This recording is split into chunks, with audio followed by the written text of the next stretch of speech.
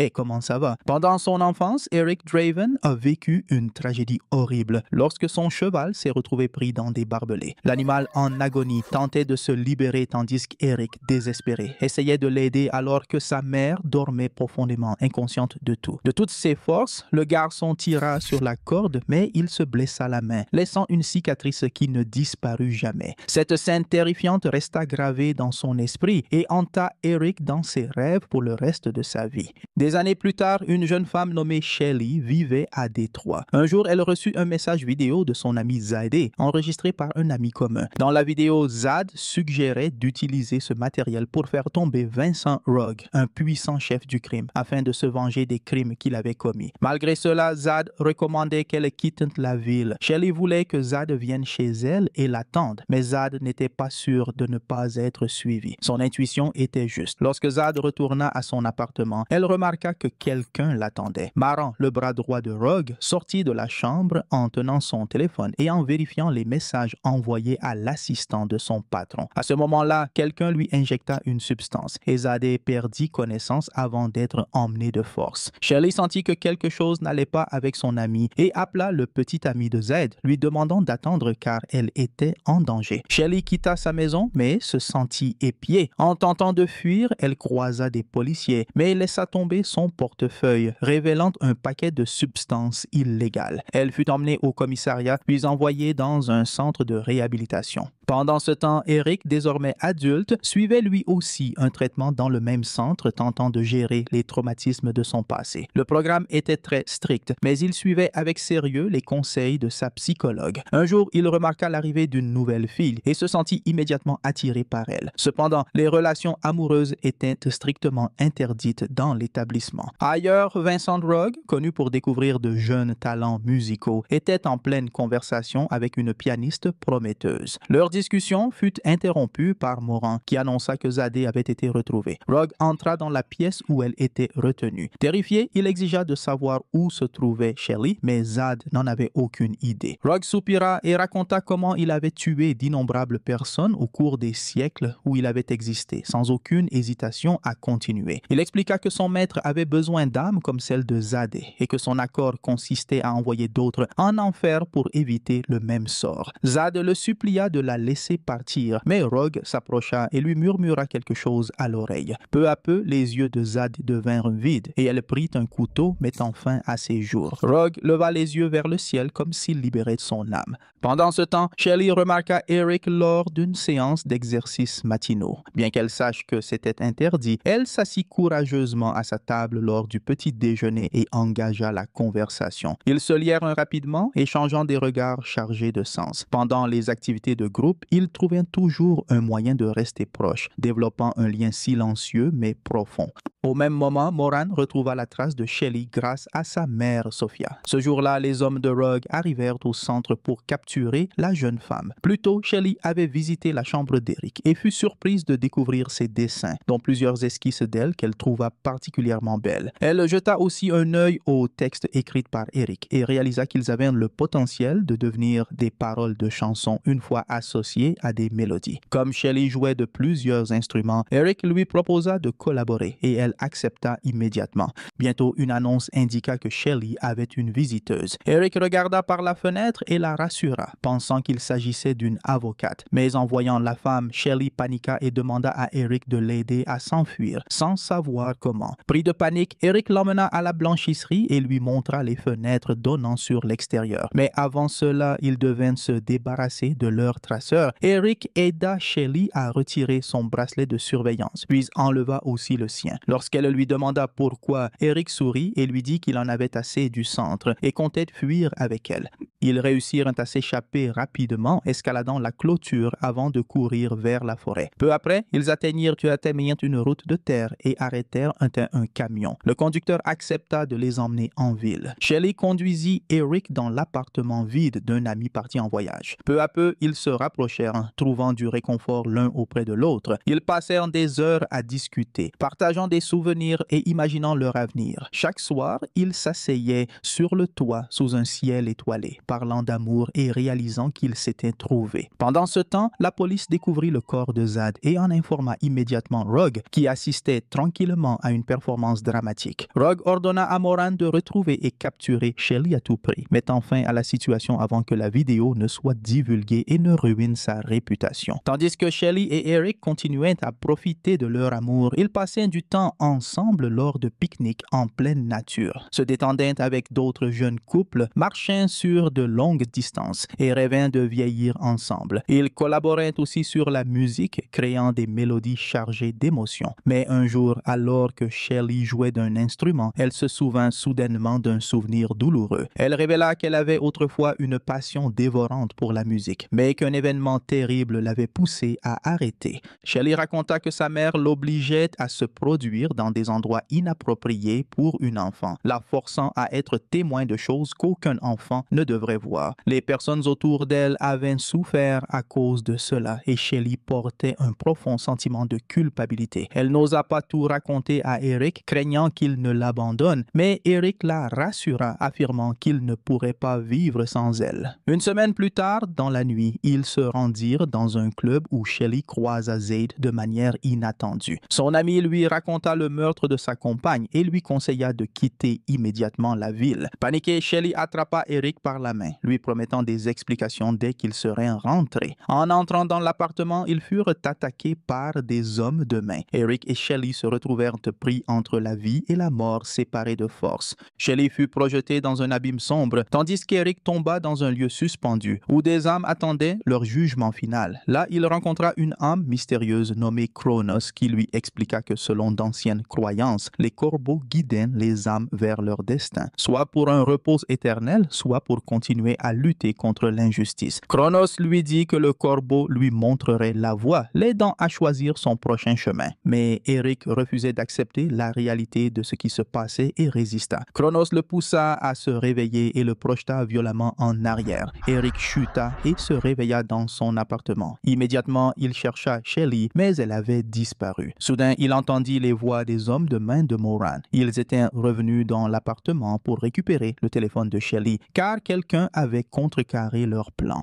Pendant ce temps, un homme se présenta comme policier, laissant Eric perplexe. Il se plaignit d'avoir perdu la notion de la réalité et de ne pas comprendre ce qui se passait. Soudain, l'homme ouvrit le feu, faisant s'écrouler Eric au sol. Pourtant, il se releva immédiatement, laissant son assaillant sous le choc. Ils engagèrent un combat féroce, et même après avoir été poignardé à l'abdomen, Eric réussit à sortir son couteau et à continuer à se battre. Finalement, il tua le policier avec sa propre arme. Eric regarda sa blessure guérir lentement et titubant, il sortit dans la rue, se rappelant les paroles de Chronos sur le corbeau et les âmes. Soudain, il réalisa que la tristesse infinie ne guidait pas toujours l'âme là où elle devait aller. Subitement, il aperçut Shelly sur un pont, prête à sauter dans l'eau. Il tenta de l'appeler, mais elle plongea sans hésiter. Eric sauta à sa suite et se retrouva aussitôt face à Chronos. À cet instant, il comprit qu'ils étaient déjà morts. Chronos expliqua que Shelly se dirigeait vers un endroit bien pire car celui qui les avait tués avait conclu un pacte avec le diable, échangeant la vie éternelle contre des âmes innocentes. Eric comprit qu'il devait venger leur mort pour que leurs âmes puissent enfin trouver la paix. Son corps ne pouvait plus être tué et la douleur persisterait aussi longtemps que son amour pour Shelly resterait pur. Chronos le repoussa dans le monde des vivants. La première chose que Eric fit fut de rendre visite à un ami pour récupérer une arme. Et ensuite, il chercha la mère de Shelly, mais celle-ci tenta de tout nier, affirmant que sa fille abusait de substances. Eric connaissait pourtant la vérité sur ce qui s'était réellement passé. Pendant la conversation, Sophia semblait effrayée et se rendit dans la chambre de Shelly où Eric trouva des photos et des billets de cinéma de Zaid. Lorsqu'il se rendit sur place, il resta figé à l'entrée et fit face à son assassin, un homme qui ne sembla pas surpris de voir Eric. Ce dernier exigea de connaître l'identité du commanditaire. Mais l'homme fut touché par une balle perdue avant de pouvoir répondre.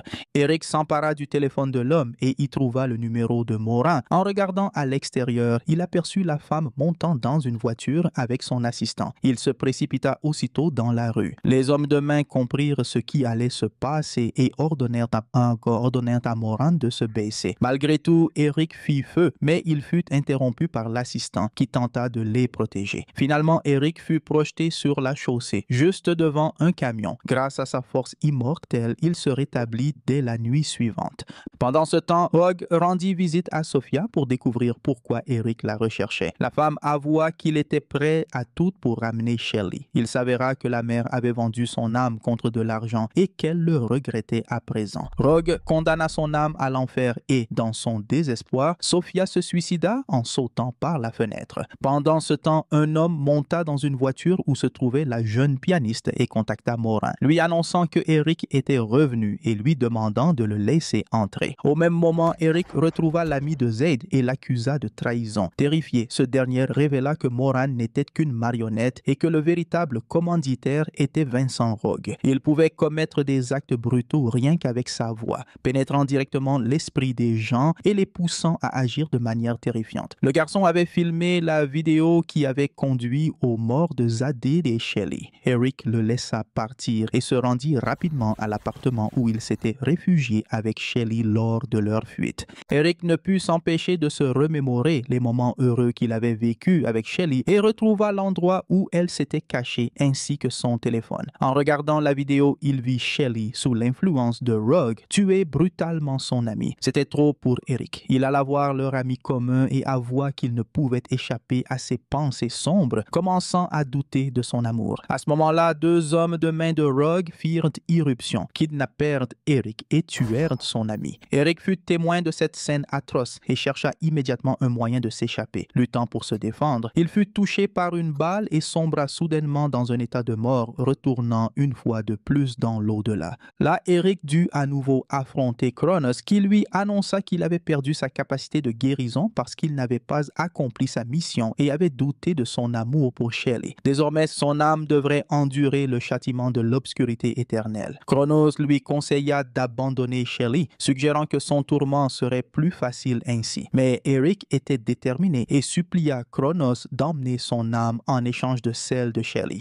Cronos rappela qu'ils ne pourraient jamais être ensemble, mais Eric insista pour endurer le tourment éternel afin de sauver celle qu'il aimait. Soudain, une nuée de corbeaux survola les deux hommes. Cronos coupa la main d'Eric, mêlant leur sang. Eric se tordit de douleur, ses yeux se remplissant de sang noir. Mais à cet instant, il reçut le pouvoir de voler entre les mondes, tel un corbeau. Eric ressuscita d'entre les morts et se vengea, tuant ceux qui l'avaient blessé avec leurs propres armes. Ensuite, il trouva un message sur l'un des téléphones de ses ennemis, révélant que Moran l'attendait au cinéma. Horriblement grimé, il se rendit à l'endroit convenu. Pendant ce temps, Moran informait Rogue que le garçon était mort, ce qui le contraria. Mais le spectacle commença et Moran, accompagné de ses hommes, détourna son attention vers la scène. Et que Eric entra dans le cinéma et élimina méthodiquement chacun des gardes de Rogue. Malgré les tentatives pour l'arrêter, il avança froidement, laissant un sillage de cadavres derrière lui. Aucun couteau ni balle ne pouvait l'atteindre. Toutes ses blessures guérissaient instantanément. Moran transmit la situation à Rogue, qui la remercia pour son travail. Pendant ce temps, Eric arriva au balcon où Moran se trouvait et exigea qu'elle lui révèle l'emplacement de Rogue. Hésitante, elle finit par lui donner l'adresse. Quelques instants plus tard, Eric décapita Moran et son garde. Il porta les deux têtes jusqu'à la scène et les jeta devant le public, provoquant une panique générale et faisant fuir la foule. Au milieu du chaos, Eric aperçut Shelley et se souvint de son désir d'avoir un bouquet de lys. Il chercha les fleurs et, après les avoir déposées sur le pont, poursuivit son chemin vers la propriété de Rogue. En entrant dans la chambre de Rogue sans rencontrer d'obstacle, Eric fut accueilli par ses moqueries sur son intention de ramener Shelley. Rogue révéla qu'il était, lui aussi, fait de chair et d'os, exprimant une certaine pitié pour la désillusion d'Eric. Cependant, Eric refusait de croire au péché supposé de Shelly. Soudain, Rogue planta une dague dans sa poitrine, affirmant que seule la haine subsistait dans son cœur. Malgré la blessure, Eric refusa d'abandonner. Il se concentra sur les moments heureux du passé, déterminé à envoyer son ennemi de l'autre côté. Il vainquit Rogue sans difficulté, condamnant son âme à l'enfer et libérant l'esprit de Shelly. La jeune femme émergea de l'abîme et courut dans les bras de son bien-aimé. Eric la rassura doucement, lui expliquant qu'ils ne pouvaient plus redevenir ce qu'ils étaient avant. Shelly refusa obstinément de partir sans Eric à ses côtés, mais elle savait que rien ne pouvait changer cela. Une nuit, en se réveillant, elle vit Chronos apparaître sous l'apparence d'un médecin et lui annoncer que Eric avait sacrifié sa vie pour elle. Shelly ne put retenir ses larmes tandis qu'Eric se remémorait les merveilleux moments passés ensemble, convaincu que leurs âmes se retrouveraient un jour. Ainsi se termine The Crow, film d'action et de fantasy de 2024, et je vous attends dans la prochaine vidéo.